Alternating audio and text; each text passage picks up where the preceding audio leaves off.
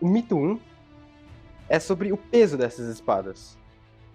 A gente vê em jogos tipo For Honor, por exemplo, que mostra um cavaleiro que a espada parece ter uns 10, 20 quilos. Isso simplesmente não é verdade. Uma espada desse tipo aqui, essa aqui tem 1,20 m de comprimento. Ela tem que pesar mais ou menos 1,5 quilos.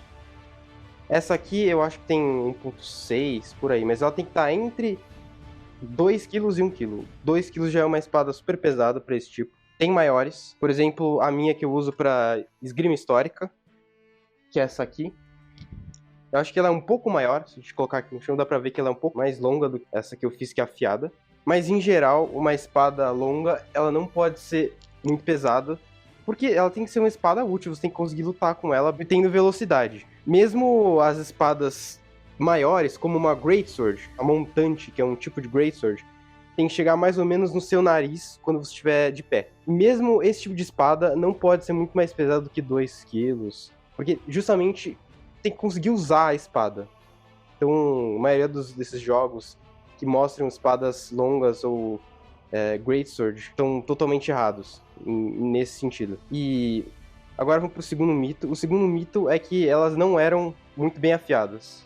Que elas eram usadas só para bater nas pessoas. Totalmente falso também.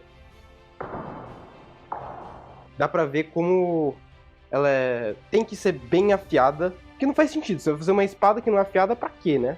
Não tem motivo pra você fazer isso. Outro mito é que você não precisa de técnica para usar ela. É totalmente mentira. Muito mais complexo e tem muito mais técnica do que a gente imagina hoje com filmes, videogame, anime, esse tipo de coisa. Próximo mito é que o aço delas era muito ruim. Claro, se você vai comparar com o aço industrial de hoje em dia, é claro que elas não vão ser tão boas em comparação. Mas pra época era o melhor que tinha.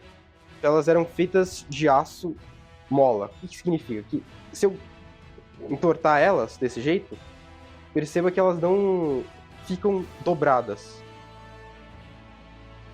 Então ela mantém muito bem o fio, porque é aço carbono.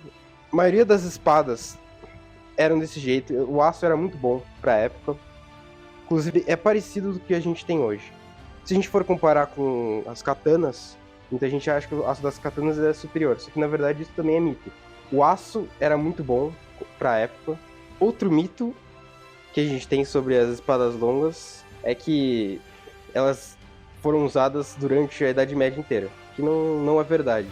Por exemplo, a gente vê o Rei Arthur usando em filmes, séries. Só que o Rei Arthur, ele era do século VI.